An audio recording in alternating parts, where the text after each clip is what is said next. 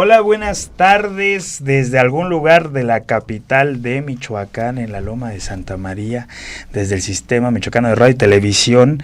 Estamos transmitiendo nuestro podcast semanal, Hablemos Sin Saber, pero hoy sí vamos a saber, Yayo, porque hoy nos acompañan personas que sí saben de lo que van a hablar. Soy Benjamín Mendoza Madrigal y voy a presentarlos a todos. Ya saben, siempre presento al único artista en el Sistema Michoacano de Radio y Televisión, a la mente brillante, al mejor de todos, porque si no lo presento así me corre, Sergio Pimentel Mendoza, alias Yayo. ¿Cómo estás, Yayo? Muy bien, Benja. Ahora sí vamos, esperemos que hablemos no sin saber, o por lo menos no como siempre hablamos sin saber, porque ahora tenemos gente que sí sabe del tema. Este podcast es el más serio que hemos hecho, creo, o que hemos aspirado a hacer desde que tenemos haciendo podcast, que es exactamente hace una semana. Sí. Esperemos que salga bien. Y nos acompañan hoy, bueno, tú. Elizabeth Vázquez, del Sistema Estatal Anticorrupción. Historiadora, Isabel, ¿sí? Elizabeth, sí, soy historiadora. Elizabeth, sí, es como que lo dije mal, Elizabeth. Isabel. Ay, perdón, no hagan caso de eso, es Elizabeth Vázquez. Es historiadora. ¿Y qué haces en el Sistema Estatal Anticorrupción? La duda que tenemos todos, no porque no hagan nada, sino porque queremos saber qué hacen. Creo que el historiador debería reposicionar su posición en el sector público. Hace muchos años, muchos ayeres, el historiador fungía como aquella persona que orientaba, asesoraba, pero también guiaba a quienes tomaban las grandes decisiones, porque en el pasado se encuentran los vestigios de lo que puede solucionar las grandes problemáticas de la humanidad. ¿Qué hace un historiador en el Sistema Estatal Anticorrupción? Eso, intentando cambiar el rumbo de la historia. Repasar los errores y decir dónde están las minas, que la gente no sabe dónde están, pero los historiadores se supone que tienen un mapa de minas, ¿no? Se supone, sí. Yo ahora tengo un mapa con las antenas del Sistema Michoacano de Radio y Televisión en mi casa, pero sí en mi sala, pero efectivamente. Y también nos acompaña Ana Vargas, también del Sistema Estatal Anticorrupción. Me dijeron por ahí que eras secretaria técnica, ¿verdad? Sí, a la orden, soy secretaria técnica de la Secretaría Ejecutiva del Sistema Estatal Anticorrupción.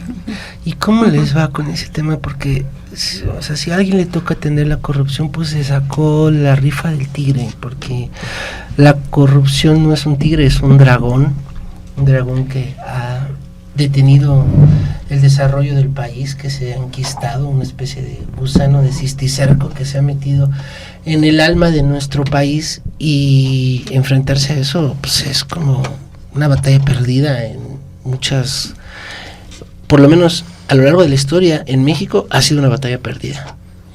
Realmente creo que es importante hacer referencia que el término de la corrupción tiene que ser entendido desde la ciudadanía como una deformación social. Es muy sencillo, yo voy a hablar desde la posición de lo que represento, que es el Comité de Participación Ciudadana. Es muy sencillo, como dice la famosa canción de Chabela Vargas, echarle la culpa a alguien más de este fenómeno que se ha permeado tanto en distintos niveles de nuestra sociedad y sí del sector público. O sea, lo más sencillo es que el ciudadano asuma y reconozca que solamente ustedes, que son servidores públicos, son responsables del fenómeno de la corrupción. Pero también la Ley General de Responsabilidades señala en la actualidad que así como un servidor público puede ser sancionado en materia de corrupción, también un ente privado. Claro. ¿Y por qué no decirlo? Creo que los ciudadanos tenemos la única posibilidad real de detener este fenómeno de manera más inmediata, es decir, es ser responsable o pensar que el mecanismo de la denuncia, meter a un servidor público a la cárcel son los únicos mecanismos para detener este fenómeno. Bueno, yo no coincido. Creo que cada uno de nosotros, de cada michoacana, de cada michoacano, de cada mexicano, podemos decir no pago un soborno, no utilizo mis influencias, porque además hasta en el argot del mexicano tenemos frases muy famosas, ¿no? Del que no tranza, no avanza, como si fuese parte ya de nuestro desarrollo cultural. ¿No? ¿Cómo va a ser? Sí. Pero también es un fenómeno estructural, estamos de acuerdo, ¿no? O sea, digo, de pronto, yo entiendo esta parte, de pronto vemos el fenómeno individualizado, y que sí, tiene mucho que ver, pero no es propio de México, en el occidente, en el mundo, y creo yo también que es un tema estructural, ¿no? O sea, tiene que ver con el sistema económico y político donde vivimos. Es que se va a escuchar mal, pero todos somos corruptos. Sí, claro. Todos somos corruptos, digamos que no hay forma de negar que dentro de la naturaleza humana todos somos corruptos. O sea, los suecos son tan corruptos como los mexicanos y los mexicanos son tan corruptos como los haitianos. Claro. ¿Qué han hecho los suecos? Que, bueno, son el país menos corrupto del mundo o uno de los menos corruptos del mundo porque han generado instituciones para contenerlo, para contener la corrupción y han construido instituciones para contener muchos de los males que naturalmente se dan en las sociedades y en las colectividades y en las humanidades. Pero la corrupción está ahí, es como un fantasma que nos acecha por encima de todas las ciudades, y en por Grecia encima pasaba, de todas las y en sociedades. Roma Sí, pasaba, por supuesto, y ¿no? en Egipto pasaba, sí. ¿Qué hace? A ver, que hable la secretaria técnica, porque... ¿Tú qué opinas de que todos somos corruptos? Sí. Todos somos corruptos. Bueno, yo creo que el fenómeno de la corrupción es precisamente un fenómeno, ¿verdad? Es multicultural, multisistémico y no es privativo de México. Y claro, no es solo que yo lo crea, sino que los estudios y las estadísticas así lo muestran. En realidad, como ustedes mismos lo comentan, no solo en México somos corruptos, la corrupción está en todo el mundo. Sin embargo, bueno, pues todo tiene que ver con ciertos contextos, también con ciertas culturas, porque, bueno, pues esto tiene una base también cultural, ¿no? Hablaba la maestra Liz de que para que haya un servidor público corrupto, pues tiene que haber otra parte también. Para que haya un cohecho hay un soborno, ¿no?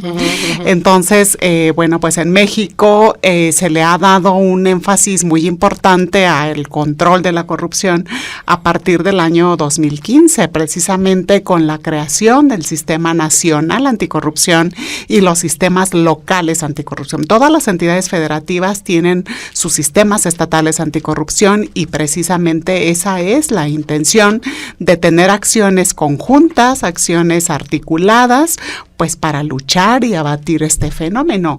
Ciertamente las instituciones que en nuestro país tienen ya mucho tiempo de existir, ¿no? El Poder Judicial, las procuradurías, fiscalías ahora, cada una con sus propias atribuciones, pero ¿qué es lo que ocurre? Que cada una camina por su lado y no hay una coordinación, no hay resultados conjuntos y eso es lo que busca el Sistema Nacional Anticorrupción, que haya un rumbo por el cual tengan que caminar todas estas instituciones que se encargan de ¿qué? De prevenir, de investigar y de sancionar ¿qué?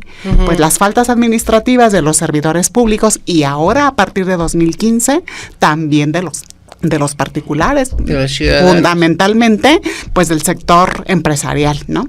Y los delitos por hechos de corrupción. A partir de 2015 nuestro Código Penal, tanto el nacional como los locales, fueron reformados para tipificar las conductas por hechos de corrupción. Hay delitos que ya existían, pero eran delitos contra la administración de justicia, por ejemplo. Ahora son delitos por hechos de corrupción que tienen penas, que tienen sanciones más severas, ¿no? A ver, y dices que el Sistema Nacional de Corrupción existe en México, ¿desde cuándo? Desde el año 2015 se reforma nuestra Constitución Política de los Estados Unidos Mexicanos para institucionalizar el Sistema Nacional Anticorrupción. Ok, son 7 años. En esos 7 años, ¿ha servido de algo?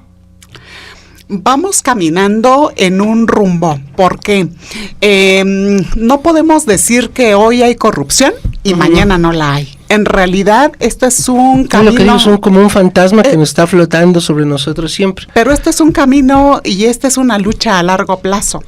Y sin embargo, lo que está ocurriendo es, como decía hace un momento, como se tienen que hacer acciones conjuntas y articuladas, ¿qué es lo que se tiene que hacer? Sentar bases. O sea, sí está funcionando. Se puede decir. Estamos sentando bases, digamos que en este primer tiempo, pues. Así es, en este primer tiempo, ¿qué es lo que se ha hecho? Sentar bases. Una de esas bases es la política nacional anticorrupción y las políticas estatales de todas las entidades federativas que tienen que llevar un mismo rumbo. ¿Este gobierno es menos corrupto? ¿El gobierno cuál? El gobierno de Andrés Manuel es menos corrupto. No podemos decirlo así. ¿No? Creo que o sea, en números parece que no. En números no podemos medirlo así. ¿No hay forma de medirlo? Es percepción ciudadana. O sea, estamos hablando de percepción o de qué tipo de estadística queremos hablar. Y si estamos hablando de una percepción ciudadana, desafortunadamente los índices sí son elevados, ¿no? O sea, sigue siendo... A nivel nacional. O sea, la ciudadanía percibe este gobierno. Pero no es como dicen, crea fama y échate a dormir. Entonces la cultura mexicana o el imaginario mexicano, ya sabemos que por antonomasia o per se somos corruptos. Y entonces, bueno, ya se quedó como en el espectro de los gobiernos y todo gobierno va a seguir siendo corrupto. ¿Qué creo yo que es la percepción en cuanto al gobierno, pero no en cuanto a la persona? Creo que ahí está como la diferencia, que la historiadora hable, porque no está hablando mi compañera historiadora, sí, aquí compañera de historia. La maestra Liz puede ilustrarnos muy bien en relación con la percepción, porque no todas las instituciones tienen la misma credibilidad, digámoslo así. No, lo mismo el ejército que Pemex. ¿no? Sí, no sé. Recientemente el INEGI publicó una encuesta que me parece bastante interesante, que hace referencia a cómo percibe o a qué instituciones le tenemos confianza a los mexicanos y también los michoacanos, ¿no? En primer lugar aparece las policías que además están vinculados con las secretarías de seguridad, luego aparecen los ministerios públicos, luego aparecen los jueces que además... los más corruptos. Con menos credibilidad. Ajá. Sí, bueno, sí, para los más corruptos, ¿no? Pero también hay un elemento, pues, pero no hablar en claros y correctos. Sí, los menos credibilidad. Más corruptos aparecen en estas escalas, pero además también hace referencia, como tú lo mencionabas, Benjamín, que aparecen dos elementos importantes. El primero, que en este top 10, digamos, de instituciones más corruptas aparece la familia. Es decir, los mexicanos y los michoacanos no confiamos ni en nuestros familiares más cercanos, no confiamos en nuestros vecinos. Esto nos permite hacer una interpretación. Sí, el sistema político mexicano ha estado invadido históricamente, de manera avasallante, con fenómenos que laceran a la humanidad, esto que los abogados luego dicen los hechos de lesa humanidad. Sí. Pero creo crímenes también crímenes de lesa humanidad. Pero también es importante hacer referencia que cuando el mexicano piensa o asume que forma parte de su ADN o de su cultura, como lo mencionó en algún momento un expresidente que es Enrique Peña Nieto, ahí es donde tienen que empezar los sectores ciudadanos a encender las alarmas. Yo soy de la idea de que no hay responsabilidad exclusiva del Estado en cualquiera de sus modalidades combatir este fenómeno. Lo que dijo Peña Nieto, perdón que te interrumpa, fue, para que la gente lo sepa, dijo que la corrupción era cultural. Cultural, sí. En México. Porque es más, si nos regresáramos a la parte de la definición de lo que es la cultura, es un hábito que se va trasladando de generación en generación. Claro. Y eso obviamente, de manera personal, me suena devastante. Es decir, enseñamos, ¿no? Sin esperanza. Enseñamos a nuestros hijos a ser corruptos. Que, con todo respeto, yo pienso que, híjole, lo voy a decir, pero tenía razón Enrique Peña Nieto. Sí, pero no quiere decir que no haya una salida. No quiere decir que no podamos decir eso. Claro. Sí, que yo creo que es a lo que se refiere ella. Cuando hacen referencia de por qué surgen los sistemas, el sistema nacional y el sistema local, sí tengo que hacer referencia que es parte de una lucha ciudadana. Estas instituciones que conforman el comité coordinador ya estaban. ¿Sí? Lo que agrega o lo que hace diferente a un sistema local o nacional anticorrupción es la presencia de ciudadanos que puedan tener injerencia en la toma de decisiones, que ahorita Ana María hacía referencia de que es complicado, ¿no? Que las propuestas del Comité de Participación Ciudadana permeen en la mente de cada servidor público.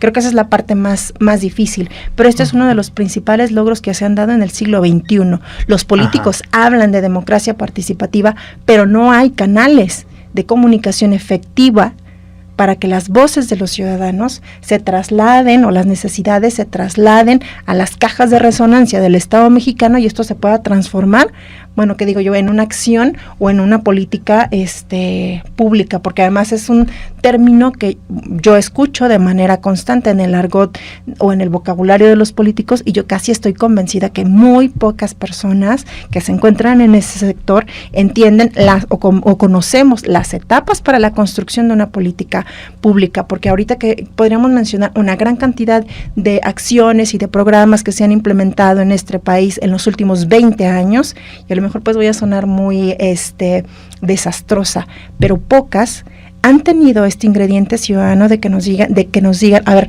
¿qué es lo que quieres? ¿Qué es lo que te duele en materia de salud, en materia de seguridad, en materia de educación? La construcción de las políticas, en este caso de la política estatal anticorrupción, tiene particularmente este ingrediente ciudadano. O sea, que es al revés, pues, o sea, de abajo más bien hacia arriba y no siempre desde arriba hacia abajo, ¿no? Porque además este fenómeno de la corrupción, coincido con Ana María, en que no lo va a abatir el sistema estatal anticorrupción, no lo va a abatir el sistema nacional anticorrupción. Es una herramienta nada más. A mí me llamaba mucho la atención algo que comentaban y que comentaste principalmente tú, Elizabeth, que tenía que ver con el tema de la familia, como el michoacano propiamente, y bueno, hablando general el mexicano, no confiaba en la familia o en las familias aledañas, ¿no? Como una de las instituciones con menos credibilidad. ¿Hay algún dato para saber desde cuándo? ¿Desde cuándo se tiene esa percepción? ¿Ha sido desde hace muchos años? Yo lo digo porque me parece que el tejido social está roto desde hace mucho, pero que esto ha sido como de cierta manera, pues no sé si dosificado, pero ha venido aumentando esa percepción con los años. O sea, en los 90s nos decían que en Juárez desaparecían mujeres, y en efecto pasaban, pero era en Juárez. Ahora pasa en todo el país. 2006, 2007, pues todo se descontroló en materia de seguridad, ¿no? Y creo que es entonces donde las relaciones sociales, la desconfianza sale a la luz, y las relaciones sociales se rompen con los de al lado, ¿no? Pero yo pregunto, es una suposición mía, no sé si se puede decir desde cuándo, cómo. Pero los historiadores tienen que tener más elementos. ¿Qué decía Obregón?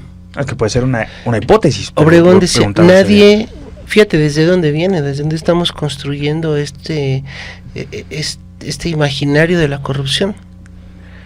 ¿Qué decía Obregón? Nadie resiste un cañonazo de 50,000 pesos. Obregón no resistió un cañonazo en el brazo. Pero esa frase está incrustada en el constructo cultural nacional desde 1910, más o menos. Pero lo dice el compañero Benjamín, que en realidad esto viene desde la antigüedad, ¿no? Y además es generacional y dependiendo de los contextos, porque no es lo mismo lo que ocurre en Michoacán a lo que ocurre en algún estado del norte, ¿no?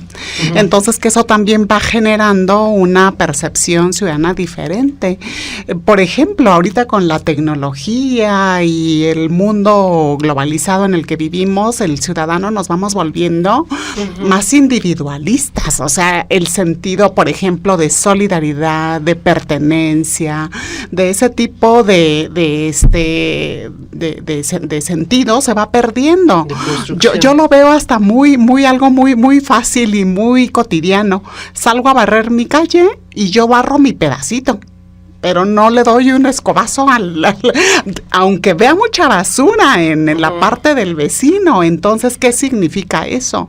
Somos muy individualistas y pensamos solo en el bienestar propio, pero no pensamos en el bienestar colectivo y en que una acción nuestra puede perjudicar al colectivo o la puede beneficiar. Entonces estamos atravesando también por una parte del individualismo, ¿no? Sí, así es referencia como que desde cuándo. Yo creo que un detonante en México fue precisamente el asunto de Aguas Blancas en Guerrero. Claro. El asunto de Aguas Blancas en Guerrero evidencia ya en este siglo con una cámara VHS y todo, pero queda el testimonio gráfico de lo que siempre se hablaba. De la evidencia, ¿no? De la evidencia de cómo el Estado mexicano hace, a su buen entender, lo que el pueblo requiere, el pueblo sabio requiere. Entonces creo que a partir de ese momento se empiezan a hacer modificaciones jurídicas, empieza a florecer lo que es un derecho que para mí no es muy nuevo porque aparece desde 1976, pero este asunto del derecho a la información, de acceso a la información pública, y como lo comentaba María, las tecnologías de la información detonan todos estos elementos. Pero también tiene que ver, porque en México se vive la corrupción de manera distinta, que era lo que mencionaba Sergio, ¿no? Pues yo creo que tiene que ver mucho cómo está construida nuestra conciencia colectiva.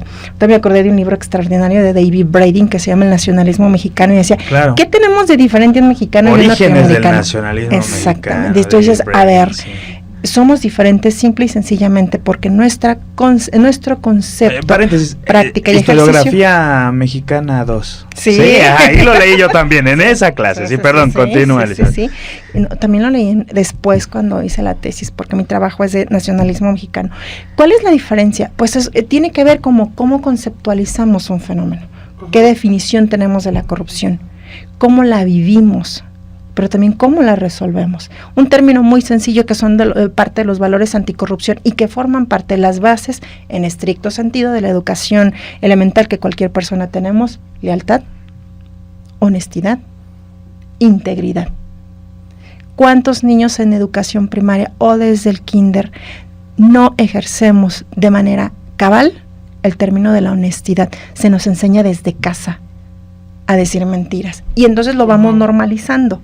Sí, yo también coincido contigo. Cuando yo escuché esa frase de Enrique Peña Nieto, me pareció muy dolorosa, muy grave, pero al paso de los meses dije, tiene absolutamente yo toda creo que la él razón. no la entendía, pero No lo vea tan profundo, ¿no? sí, no lo había entendido, pero si tú tienes una referencia muy clara de qué significa la cultura en los seres humanos, no hay forma de decir que la corrupción no es cultural y que el sistema financiero no es cultural y tantas cosas más, porque todo pasa por la cultura, porque la cultura es lluvia simbólica y material e y te inmaterial. va formando, es la forma en la que vamos moldeando nuestro constructo con barros, digo, Cómo vas a la tienda, cómo pides las cosas, todo eso es cultura. Sí. Oye, y bueno, el panorama no es muy halagador, pero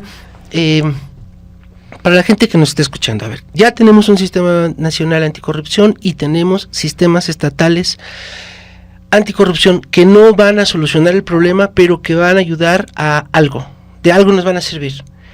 Yo conozco una persona corrupta, no voy a decir su nombre, pero conozco un político que es corrupto. ¿Tienes pruebas? ¿Qué tengo que hacer? Sí. ¿Qué tengo que hacer con ustedes? ¿Cómo me pueden ayudar? Creo que lo más sencillo es dirigirse a la no Secretaría. Sí. Primero, asumir la responsabilidad que nos da el Estado mexicano, este término de la ciudadanía participativa, que luego suena como muy en el argot del periodismo y del político, pero creo que presentar denuncias y quejas ante la Secretaría Ejecutiva del Sistema Estatal Anticorrupción puede facilitarle a cualquier persona, no voy a hablar del término de ciudadano, sino a cualquier persona, porque no tenemos que acreditar la mayoría de edad, que fuimos testigos, sospechamos o tenemos elementos para señalar a alguien de que ejerce un acto de corrupción. Ok, entonces, primer paso, ser valiente. Sí, claro.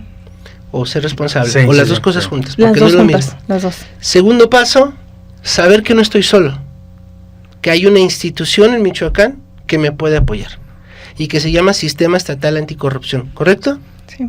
Perfecto. Tercer paso. Hacer uso de todos los mecanismos de participación ciudadana que existen en el Estado. Estamos hablando de consulta popular. Recientemente se hizo este asunto de la revocación de mandato y los partidos políticos dijeron que era como una novedad exclusivamente dirigida al presidente de la República, y la realidad es que no. O sea, es una herramienta democrática. Exactamente. La consulta popular, el plebiscito, la iniciativa puede ser ejercida por cualquier persona, Sí, claro. en cualquier espacio de nuestra entidad federativa. ¿Qué falta? Pienso luego en los ayuntamientos. Ir a decirles a los regidores que hagan una convocatoria para decir que no estoy de acuerdo con el director de obra que colocó, porque además eso lo establece la ley orgánica de los municipios. Y defenderse, ¿no? Y defenderse, porque además ahorita vengo de una reunión de organizaciones de la sociedad civil, desconocen, creo yo, el poderío que puede tener una organización de la sociedad civil frente a cualquier entidad, ante cualquier institución que pueda tomar decisiones. También el CIDE este año publicó la métrica de gobierno abierto y el nivel de participación ciudadana es bajísimo. Estamos por 40% a nivel nacional. Siempre no hay un ejercicio. Pero siempre ha sido así en México, ¿no? Ahora, sí, de hecho, estamos en la gloria ahorita. Sí. Creo yo que es importante también dejar claro para la gente que nos escucha, que nos va a escuchar, ¿no? Que cuando hablamos de sociedad civil sí tenemos que entender que es un concepto general. No solamente una asociación puede hacer este acompañamiento o esta denuncia, toda la sociedad, la gente puede hacerlo, ¿no? Porque de pronto se entiende que es nada más una asociación civil. ¿Me explico? Nada más un grupo de vecinos que se organizó. No. Ojalá fueran muchos grupos de vecinos que se organizan, sean sociedades civiles o no, como quieran llamarle, colectivos, etcétera, pero incluso un ciudadano que no pertenece a un colectivo de estos puede ir con ustedes. Hay que saber defendernos. O sea, no es normal, hay que entender que no es normal. Me acordé del libro de Viri Ríos, que no sé si ya lo leyeron, si no lean, que se titula así, No es normal, porque en México estamos como normativizados a muchas cosas que asumimos que así deben ser y no deben ser así. O bueno, no sí, deberían. La corrupción es normal porque así es una condición humana, pero no está bien. Y podemos arreglarlo. Eso es algo que tendríamos que ser algo aspiracional para nosotros, ¿no? Sí, vamos, que no es sí lo correcto. Podríamos empezar un camino. A lo mejor no vamos a dejar de ser no vamos a ser madres de la caridad, pero tenemos que, porque si no nos vamos a asfixiar en la podredumbre de la corrupción, tenemos que caminar hacia encontrar caminos de solución. Entonces decían, primer paso, ser valiente. Segundo, ser responsable. Segundo paso, ¿cuál era? ¿En qué momento vamos saber por que los no estás cubitos solo. de Ecopollo y esas cosas? En ninguno de los pasos, 5 pesos, ¿cuánto me van a dar? ¿Qué? O sea, porque nos quedamos que en el 3. El tercero es acercarse a la Comisión Estatal. Al sistema estatal. El sistema estatal anticorrupción en Michoacán, y después pues seguir los pasos 4, 5 y 6 que seguramente te dirán ahí, ¿no? Ustedes. Sí, además ustedes también, acompañan. Sí, realmente también la Secretaría Ejecutiva, debo hacer referencia que a diferencia de muchos espacios que reciben quejas y denuncias, es un espacio amigable. Claro, que te orienta. Importante, que te da confianza. Sí, esa es la parte más importante. Si yo denuncio, ¿ustedes me van a acompañar? Sí, ¿Hasta el final? Sí, por supuesto. Aunque nos vayamos a juicio, ustedes me van a acompañar. Sí, nosotros, el Comité de Participación Ciudadana, hemos acompañado a denunciantes, a la Fiscalía, a presentar recursos. No solamente la orientación, sino también acompañamos a las personas. Pero hay otra vertiente que podría ser la presentación de denuncias anónimas, porque en Michoacán, así como en México, tenemos mucho miedo. Claro, sí, eso es muy importante. Tocar ese tema, O sea, se puede hacer así, en anónimo. Sí, por supuesto. Sabemos que el común de los ciudadanos tienen temor a ir a denunciar y además también no saben a dónde, porque no saben a dónde corresponde el hecho o la falta, y por eso es precisamente que se abre ese canal o esa ventanilla en la Secretaría Ejecutiva del Sistema Estatal Anticorrupción para recibir a cualquier persona que quiera presentar una denuncia, no solo que haya sido víctima, sino que haya sido conocedora del hecho o de la falta, ¿verdad? Y nosotros en la Secretaría Ejecutiva tenemos esa obligación de recibir la denuncia, de ver de qué se trata, de clasificarla, de ver quién es la autoridad competente para darle el trámite y de remitirla a esa autoridad competente que le tiene que dar trámite y resolver lo que en derecho proceda.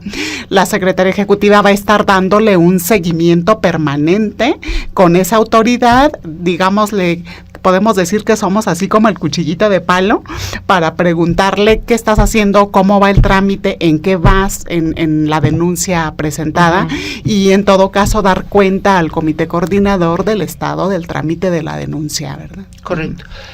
Pues cuentan con nosotros, cuentan con el Sistema Michoacano de Radio y Televisión, que es todo el sistema al pueblo, y esto es algo que le urge al pueblo de Michoacán. ¿Dónde se encuentran las oficinas para que la gente sepa? Página, teléfonos, página, Twitter, todo eso, por favor. Bueno, estamos ubicados en Artilleros del 47, número 640. En la Chapultepec, ¿no? En la Chapultepec Sur. Perfecto. Bueno, pues algo más que quieran agregar.